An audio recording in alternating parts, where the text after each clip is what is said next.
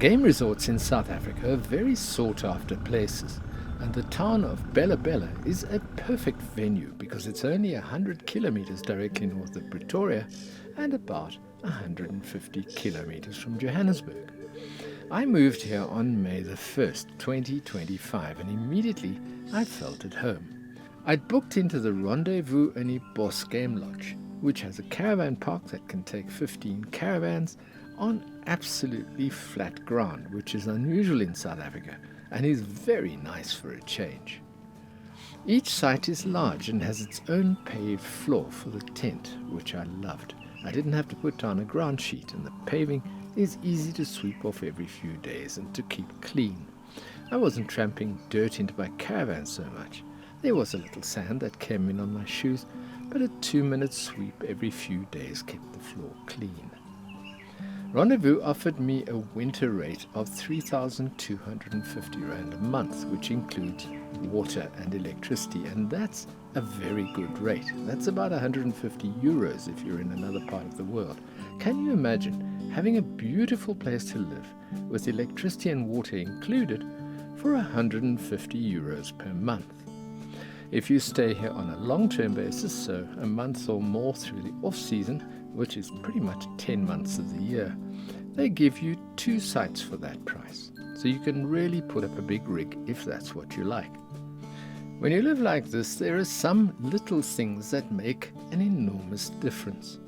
Things like having 15 amp breakers on the electricity supply boxes that will allow me to put on the kettle and the toaster at the same time. Here I could have as many appliances switched on as I want to, and the caravan trip switch would go off first if I asked too much.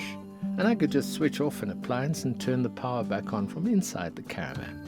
I didn't have to tramp through mud and slush and cold outside to go and switch the power back on at the main box. The internet here is good. Just expect throttling in the busy times from the service providers. That's common theft by South African internet suppliers. I suppose they do it all around the world. But most of the time I could stream videos to my heart's content.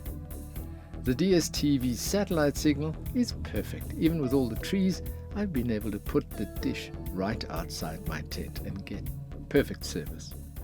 While I was here, the caravan park was very quiet, lovely and peaceful all the time, just bird sounds and not much else. It was like being in paradise, waking up in the caravan and seeing the beautiful blue sky through the window and hearing the birds doing their morning things. The gardens here are beautiful. The cat and I used to go for a walk every morning, enjoying the light coming through the trees and the smells and feel of the place in the air.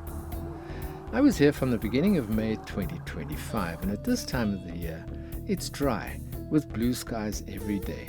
Just a lovely place to be.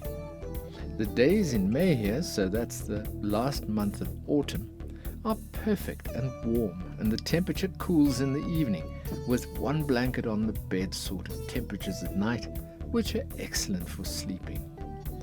Every morning I'd turn Abby out of her box and take her for a morning walk. She loved these morning walks. She's not too happy to get up, but I actually turn her box over and she falls out.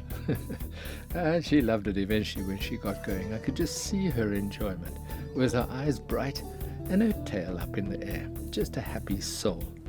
I've always let her go. When she was a baby, she was out in the streets, fighting to survive and having to fend for herself. She became pregnant at a very young age, and someone caught her and she had her litter at a shelter in Cape Town, and that's when I got her.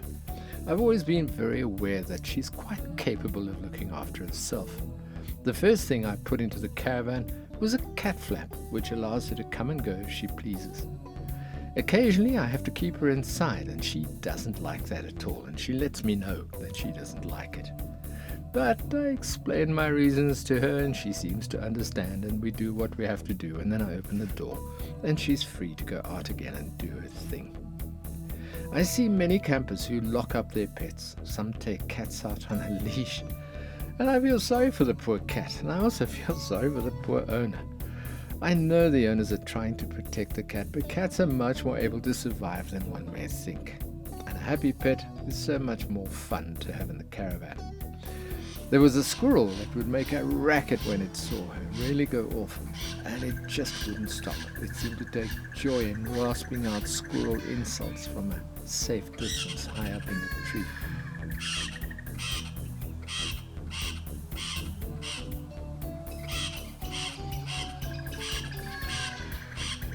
When we got back to the caravan, it was breakfast time for her, which she loved.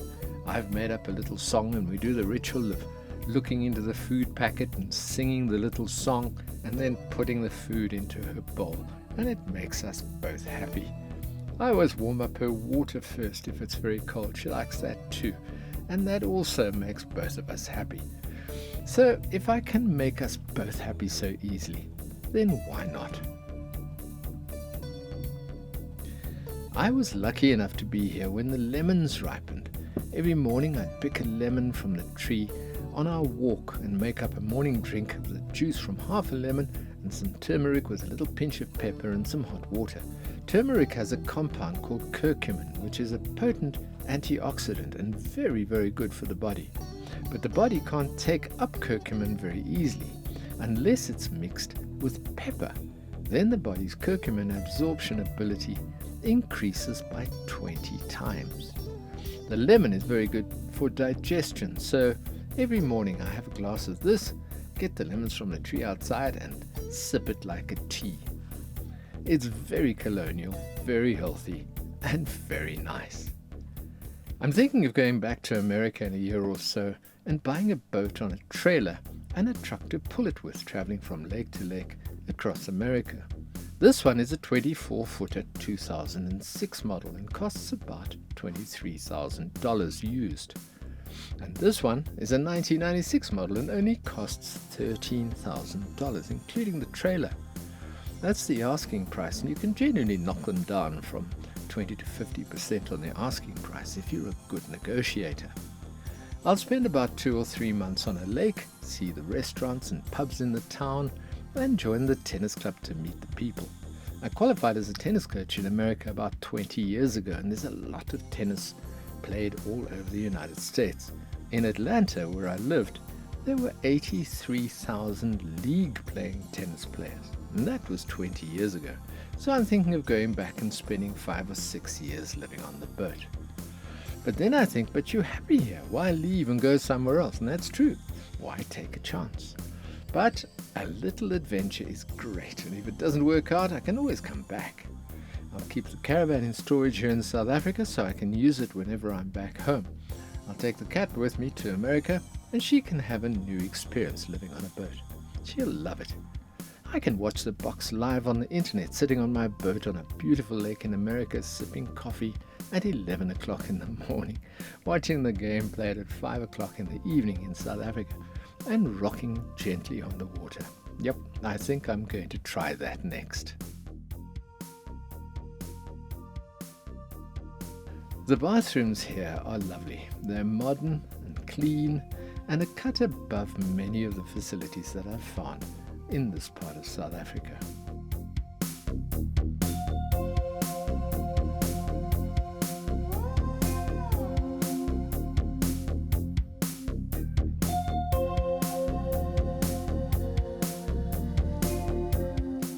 I used to walk in the resort or down the road for half an hour each day. There are loads of wild animals in the resorts: impala, giraffe, zebra and kudu, and all sorts of other animals to see. They often come down for a drink and a frolic in the dam, which is about a 7-minute walk from the caravan park, still on the premises. There's a bar here to buy a drink and have the opportunity to watch the antics of the wild animals, who are used to the presence of people, but they're wild animals nevertheless, without any fences. I used to walk here often, and needless to say, there are no lions or cheetahs or other animals that might fancy me as their supper at the resort. On the property next door, there are about 15 impala which are free to roam around the grounds. I'd see them regularly and from fairly close up as I walked. Beautiful, gentle creatures. It's very interesting walking through the game park. You'll see an animal, it's standing there all alone, you won't see any others, and then all of a sudden others appear. From behind trees, from behind a bush. They've been there all the time, you just haven't seen them. They're absolute masters at hiding themselves.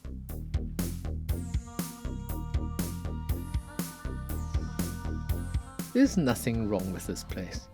The weather is great, the feel is very nice, it's inexpensive, there are animals and beautiful trees all over, there's a lovely pool, and there's also a warmed pool in the grounds.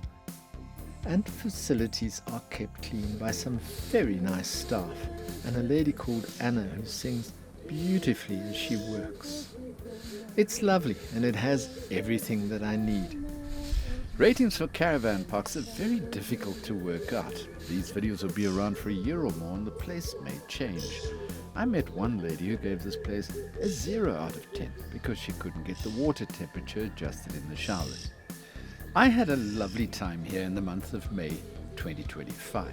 My rating for Rondevue is 10 out of 10, and this is the first time I've ever given a South African caravan park a full 10 out of 10 rating. I'm a little surprised. I keep trying to find some fault, but after thinking about it 25 times, I can't find any reason not to give it a full 10.